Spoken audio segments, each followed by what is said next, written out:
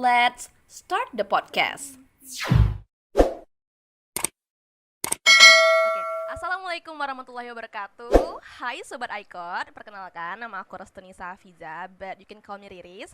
Nah hari ini Riris bakal menemani teman-teman semua dari awal sampai akhir podcast ini. Nah buat teman-teman yang belum tahu, podcast kita ini namanya iRecord. So, iRecord ini adalah wadah informasi buat teman-teman semua. Karena di sini kita bakal membahas tentang hal-hal yang ada di program studi ilmu hubungan internasional, khususnya di HI Untan. Oke, di episode pertama kali ini kita akan ngebahas tentang fakta dan mitos soal HI. Bener nggak ya jadi anak HI itu menyeramkan?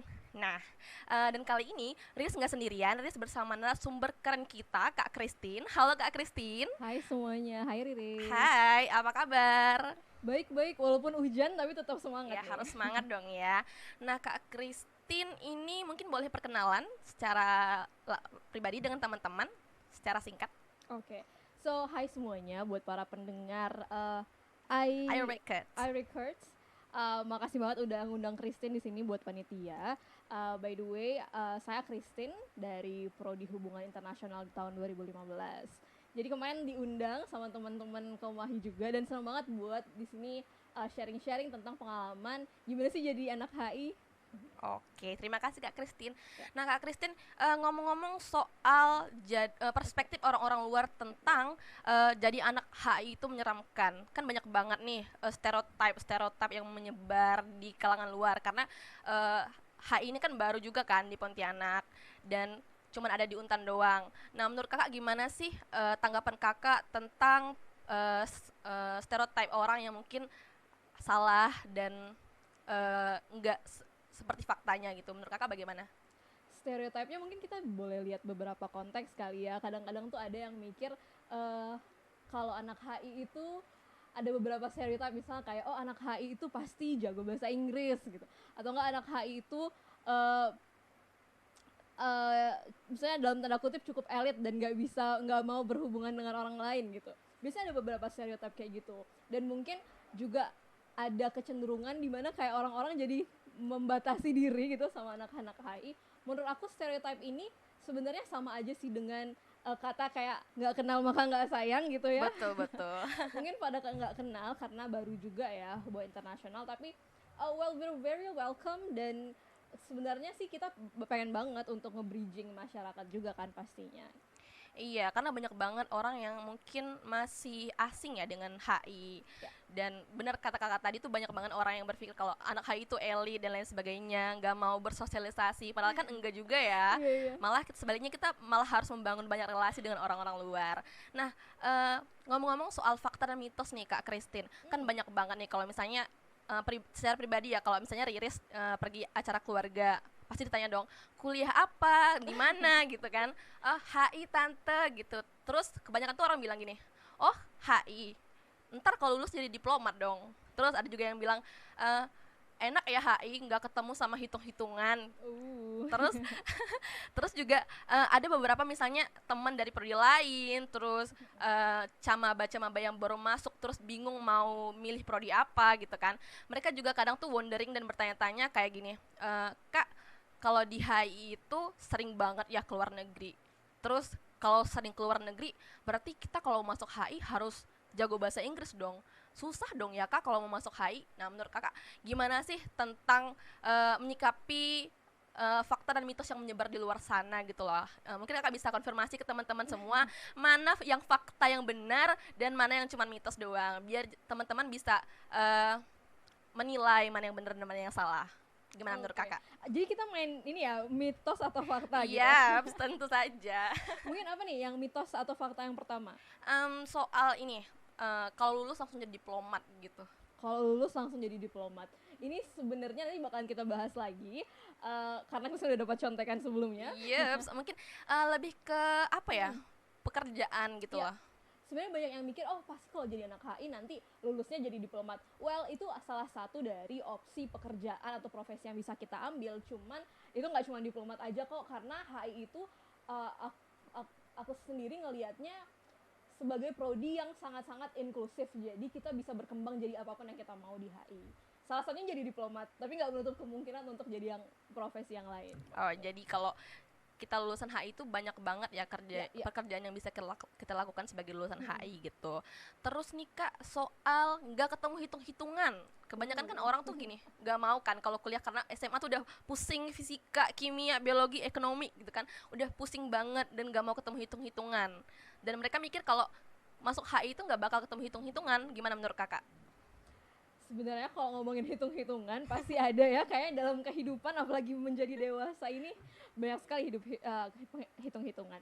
Anyway, kalau misalnya jadi anak HI sih sebenarnya nggak terlalu banyak hitung-hitungan sih, bener, cuman tetap aja kan kita punya dan harus mengambil mata kuliah statistika untuk penelitian. Jadi itu ada salah satu hitung-hitungannya, dan juga kita biasanya ada belajar ekonomi politik.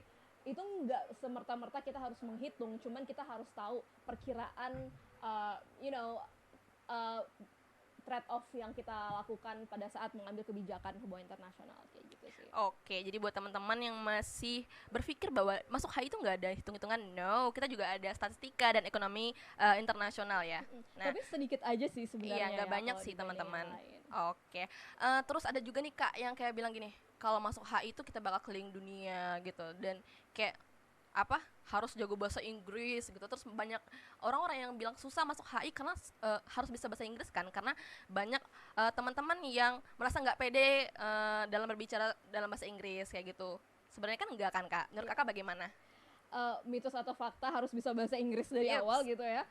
Sebenarnya enggak, karena again bahasa Inggris itu misal kita mampu berbicara dalam bahasa asing itu bukan merupakan suatu keharusan, cuma itu adalah sebuah skill yang sangat-sangat menguntungkan kalau misalnya teman-teman emang masuk HI. Tapi kalau misalnya belum bisa pun ya nggak apa-apa, masuk aja, malah harusnya seneng dong, karena kemungkinan besar teman-teman di sana mungkin udah pada bisa bahasa Inggris at least basicnya, dan juga baca-bacaan atau exposure yang kita terima itu sangat-sangat internasional. Jadi kalau misalnya belum punya, makanya masuk HI biar punya exposure tersebut gitu kan. Betul banget nih, karena di HI kita juga nggak langsung talking in English all day long, enggak. Kita juga ada juga teman-teman yang masuk HI terus baru belajar bahasa Inggris dari dasar, dan ya nggak apa-apa sih kalau belum bisa bahasa Inggris, dan nggak menutup kemungkinan buat kita semua sukses gitu loh. Iya bener banget, soalnya opportunity itu kan apalagi di dunia perkuliahan banyak banget kan, dan juga yang tadi aku bilang, bahkan kita malah bisa ketemu sama orang-orang yang udah jago nih, dan kita bisa diajarkan kayak gitu kan, bisa saling mengajarkan satu sama lain, which is very fun gitu kan. Iya, yes, bener banget teman-teman. Nah Kak Kristin, tadi kan kita udah bahas tentang perspektif orang-orang luar, kemudian fakta dan mitos. Kali ini mungkin teman-teman iQuotes wondering about our narasumber ini, Kak Kristin. Mungkin Riz mau tanya secara pribadi dengan Kak Kristin, kenapa sih pilih HI? Kayak gini, apa alasan kakak yang akhirnya memutuskan memilih HI gitu? Kayak aku mau masuk HI gitu kan. Terus mungkin kakak bisa ceritain ke teman-teman di luar sana apa aja sih yang dipelajarin di HI, karena kebanyakan tuh pertanyaan yang kita dapat kalau kita bilang dari HI, masuk HI, anak HI, tuh bilangnya pasti orang tuh pada nanya gini, oh HI, belajar apa di HI gitu. Yes. Mungkin kakak bisa ceritain ke sobat iQuotes di luar sana. Oke. Mungkin buat yang pertama dulu kali ya, kenapa Kristin ngambil HI awalnya pada saat mau masuk kuliah? Well, sebenarnya I think it was such a blessing sih akhirnya bisa masuk hubungan internasional. Awalnya Kristin itu pengen banget masuk kedokteran. Kayak itu tuh adalah mimpi pada saat dari SD kan, karena kebanyakan nontonin serial kayak Grey's Anatomy misalnya kayak gitu-gitu. Jadi itu sangat-sangat pengen banget jadi surgeon atau dokter bedah dulunya. Tapi pada saat SMA, Kristin itu masuk ke dalam suatu klub, yaitu klub debat bahasa Inggris. And I got so much exposure over there tentang fenomena-fenomena internasional. Dan juga di sana kita dilatih untuk berpikir dan berbicara dalam bahasa Inggris kan. Sebenarnya itu dari SMA, dan secara nggak langsung nih sebenarnya nggak pernah nih kepikiran bakalan masuk HI, jadi ya jalanin aja gitu kan.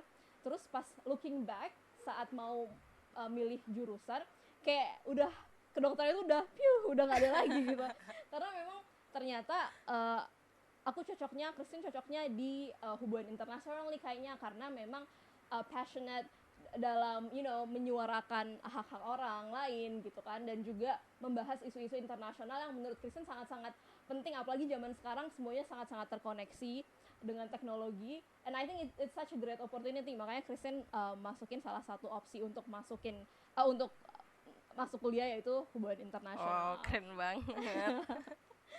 Oke, buat pertanyaan selanjutnya yang tadi kita bahas tentang kakak belajar apa sih di HI gitu. Menurut kakak, mungkin kakak bisa ceritain ke teman-teman tentang apa aja yang kakak dapat dan kakak pelajari di HI. Iya, iya. Sebenarnya Riris juga pasti tahu. Oh, mungkin biar lebih jelasnya, karena kakak lebih senior, jadi kan saya masih bisa dibilang angkatan bawah dan belum tahu the whole thing in international relations, so maybe you can. Iya. Nanti kita bisa ngobrol-ngobrolin ini ya, soalnya banyak banget nih yang dipelajarin dalam hubungan internasional. Salah satunya of course kalian bakalan ngebahas tentang hal-hal dasar kayak teori, tapi nantinya pas udah semester-semester ke atas itu bakalan ngebahas tentang wilayah-wilayah strategis dan kebijakan mereka, misalnya Asia Timur atau Eropa. Jadi kalian bisa sesuaikan dengan apa sih yang sebenarnya kalian mau. Selain itu juga kita yang tadi kamu bilang ngomong tentang bahasa asing, di hubungan internasional kita juga ada mata kuliah bahasa asing. Nggak cuma bahasa Inggris, tapi ada pilihan lainnya. Ada budaya bahasa Prancis, budaya bahasa Mandarin, kemudian budaya bahasa Jerman, ada 3. Kalau di HI Untan ada 3. Iya, kamu misalnya ngambil apa nih? Kalau Riris pribadi ambil Prancis. Dan Prancis, anyway, Prancis itu baru tahun ini, maksudnya baru angkatan Riris baru ada. Sebelumnya tuh cuma ada 2, Jerman dan Mandarin. Iya, benar banget. Iya, makanya waktu itu di tahun Kristen ngambilnya bahasa Jerman. Wow. Gitu. Cuman kebetulan juga dari semester 2 Kristen udah masuk ke dalam kedai Prancis Untan, jadi emang belajar bahasa Prancis juga. Oh, jadi gitu. banyak ya belajar bahasa gitu. Ya sedikit lah ya, namanya juga a little belajar. bit. Oh iya kak, kan tadi kakak bilang kakak masuk HI itu karena memang ngerasa cocok dan passion. Kakak menemukan passion kakak di sini. Mungkin kakak bisa kasih tahu ke teman-teman yang merasa nggak cocok di HI, karena ada beberapa teman seriris, maksudnya bukan banyak sih, beberapa orang doang yang masuk HI karena mereka tuh sebenarnya tuh nggak mau masuk HI, kayak cuma pilihan kedua, tapi ternyata lolosnya di pilihan Masuk kedua gitu terus ya. ngerasa aduh gimana ya gitu, jalanin atau gimana, merasa salah jurusan, terus juga karena kecelakaan, karena sebenarnya nggak mau pilih HI tapi ternyata lulus di HI kan. Menurut kakak ada nggak sih saran dan masukan buat teman-teman yang ngerasa aku nih masuk HI kecelakaan, terus apalagi udah di tengah-tengah semester baru bilang kalau salah jurusan dan lain sebagainya. Kakak pernah nggak sih ngerasa salah jurusan, terus mungkin kakak bisa kasih saran buat teman-teman yang ngerasa ngedown di tengah-tengah perkuliahan? Oke. Kayaknya ini sempat trending di Twitter gitu ya. Salah jurusan. Salah jurusan. Kayaknya banyak banget waktu itu trending hashtag salah jurusan. And I think mungkin itu adalah salah satu perjalanan kita again menjadi lebih dewasa kayak gitu. Dan salah satunya adalah kita mikirin nih keputusan-keputusan yang sebelumnya kita udah ambil. Salah satunya adalah keputusan besar, yaitu ngambil jurusan. Nah, tapi sebelum itu Kristen mau saranin dulu nih buat teman-teman yang mungkin adik-adik yang mendengarkan gitu ya, dan pengen ikutan atau masuk ke jurusan dan prodi hubungan internasional, boleh dicek-cek dulu sebelum memilih prodi itu. Kita cek-cek dulu kita kira-kira maunya apa dan kira-kira kita cocoknya di mana. Apalagi kan sekarang udah banyak nih aplikasi dan juga orang-orang yang kita bisa reach out biar bisa menimbang-nimbang kira-kira baiknya prodi yang mana. Nah, tapi buat teman-teman yang mungkin udah masuk ke dalam hubungan internasional dimanapun ya, dan kayaknya ini untuk jurusan apapun gitu. Betul banget. Kadang-kadang ada lost nih, kayaknya jadi nggak mau lagi masuk ke sini gitu. Well, apalagi tergantung sih sebenarnya, tergantung dengan kemampuan pribadi, misalnya kapabilitas diri sendiri, kira-kira cocoknya dilanjutin atau enggak, karena konsiderasi hal seperti itu tuh cukup banyak. Dan sebenarnya Kristen juga nggak bisa mengeneralisasikan semua orang untuk melakukan A atau B, karena setiap orang pasti punya konsiderasinya masing-masing. Cuman kalau secara general, I think tergantung juga ya, misalnya kayak udah semester berapa, I really suggest kalau misalnya memang sudah masuk, ya udah kayak langsung tercebur aja gitu. Apalagi hubungan internasional, karena hubungan internasional itu yang sepertinya tadi kita udah bilang adalah kalau bagi Kristen sendiri Kamu tahu nggak sih analogi balcony? Jadi ada salah satu pemikir Harvard itu, beliau membuat sebuah analogi berpikir namanya analogi balkoni. Jadi seolah-olah tuh gini, misalnya kita lagi pesta nih di lantai dansa gitu. Nah, terus Jadi misalnya lagi pesta nih di lantai dansa dan kita pada ini kan mikirin dansa atau gaya-gaya dance masing-masing. iya. Tapi kalau kita naik ke atas atau kita melihat dari balkon, kita bisa melihat ya secara lebih luas. Dan kita juga bisa ngelihat, ada perspektif orang yang seperti ini, ada orang yang gayanya seperti ini. Jadi kita nggak bakalan termakan dengan pemikiran diri sendiri. Nah, menurut Kristen sendiri, hubungan internasional itu adalah salah satu prodi yang seperti itu. Jadi kita di hubungan internasional nggak cuman ngomongin tentang politik aja, tapi kita juga ngelihat tentang misalnya politik dan kebijakan dari sisi feminisme misalnya, dari sisi lingkungan, dari sisi negara A, negara B. Jadi itu sangat-sangat banyak kan dan sangat-sangat besar. Buat teman-teman yang mungkin hubungannya dengan yang tadi sebelumnya, buat teman-teman yang mungkin kayak ngerasa salah jurusan dan bingung mau kayak gimana, well I think one of the best thing yang mungkin bisa dilakukan adalah tetap lanjut. Dan karena nantinya di hubungan internasional sendiri juga ini adalah suatu prodi yang tadi ya dalam tanda kutip analogi berpikir balkoni. Jadi nanti teman-teman juga bisa langsung lanjut nih kalau misalnya mau S2 atau mungkin mau S1 lagi yang baru, ilmu hubungan internasional yang udah dipelajari itu masih bisa berguna. Betul banget sih Ya Kak, betul banget. Iya. Nah, terus Kak, kan kakak tadi udah bilang kalau banyak banget hal yang kita pelajari di HI, ada budaya dan bahasa, ada ekonomi internasional, terus ada juga diplomasi, kemudian ada politik luar negeri, banyak banget. There's a lot of things that we can learn in international relations. So kakak kan perjalanannya udah panjang ya di HI. Wow. Udah senior dan pasti banyak banget hal-hal yang terjadi selama masa perkuliahan. Kira-kira ada nggak sih peristiwa atau kejadian yang membuat kakak tuh merasa ini tuh sebuah hal yang nggak bisa dilupain? Ada nggak sih kayak sesuatu yang terjadi selama kakak menjadi mahasiswa di HI? Sesuatu yang terjadi. Wow, kayak hal yang nggak bisa dilupain gitu loh.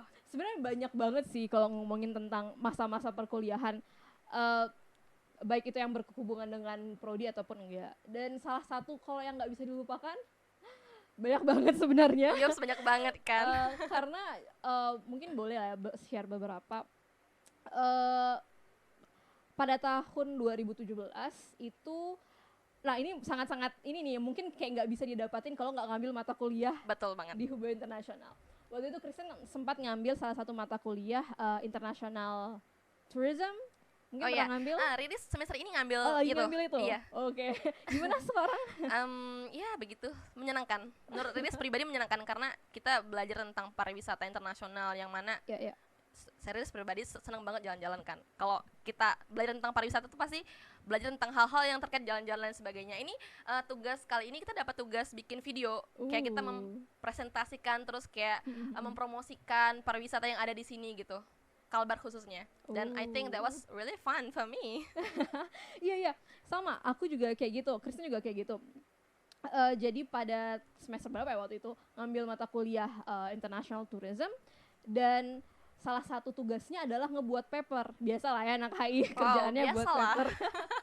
Jadi waktu itu Kristen ngambil sebuah tema yaitu international tourism yang berkaitan dengan sex tourism atau tourism secara seksual di Amsterdam, tempatnya di Red Light District.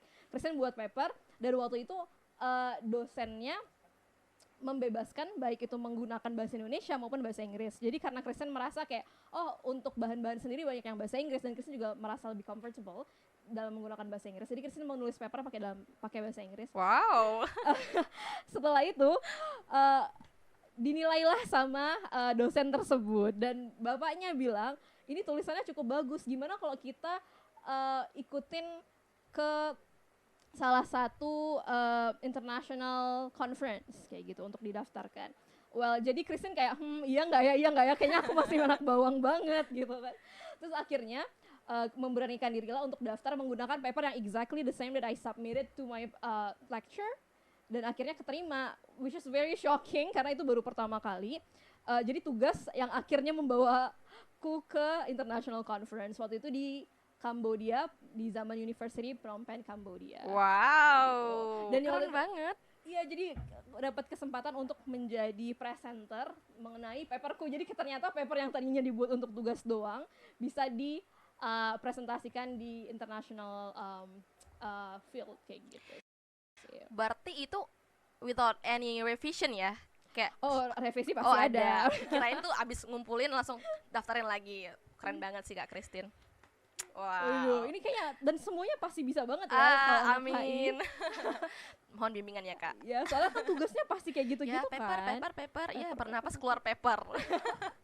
Bener. Kemudian nih Kak Christine, Ya. kan kakak kan udah banyak banget pengalaman di HI, terus banyak banget hal-hal yang kakak rasain di HI, pahit manisnya. Banyak pahit atau manisnya nih kira-kira? Manis pahit balance lah ya. Oh, balance guys, balance. Kemudian dia pengen tanya nih, kira-kira setelah lulus Yes. jadi sarjana hubungan internasional, kakak udah merencanakan sesuatu nggak sih berkedepannya, kayak misalnya udah ada rencana buat sekolah lagi atau mau bekerja dan lain sebagainya. Mungkin kakak bisa ceritain ke sobat iCourts tentang rencana masa depan kakak setelah lulus dari HI. Aduh, sebenarnya pas dikasih contekan kalau bakal ngomongin future gitu agak-agak deg-degan sih, karena juga aku masih dalam masa transisi, jadi kayak masih menyesuaikan dan juga memasang strategi sekarang. But anyway, buat teman-teman yang belum tahu, tadi kita sempat ngomongin tentang ini juga ya, profesi kira-kira apa aja. Kan profesi di HI itu banyak banget, kalian bisa jadi diplomat ujung-ujungnya, atau bisa jadi ambassador, bisa jadi even jurnalis, jurnalis bisa banget, presenter segala macam bisa banget. Untuk aku sekarang sih sebenarnya udah memasang beberapa strategi, salah satunya itu pengen banget untuk masuk ke dunia kebijakan sih sebenarnya. Wow. Pembuatan kebijakan di salah satu bidang tertentu yang menurut aku emang lagi dibutuhkan dan aku juga passionate di dalam hal tersebut. So hopefully, semoga ya, tolong didoakan Amin teman-teman. ya tolong didoakan ya teman-teman. Biar bisa masuk ke dalam bidang tersebut yang aku pengen banget. Dan tentunya walaupun mungkin kalau dalam bidang kebijakan atau policy making ini kan nggak langsung 100% berhubungan dengan hubungan internasional, tapi untuk teori atau untuk bidang yang, tapi itu sangat-sangat berguna karena aku juga tahu tentang bidang tersebut yang aku sukain itu karena HI kayak gitu kan. Wow. Jadi it really, I think it will works for everyone. Hopefully yang ada di HI, HI akan membantumu atau mengantarkanmu ke bidang-bidang yang kamu mungkin akhirnya passionate. Dan juga sebelumnya pada tahun 2017 juga aku berkesempatan untuk untuk mewakilkan Indonesia untuk studi di Amerika Serikat pada waktu itu. Keren banget.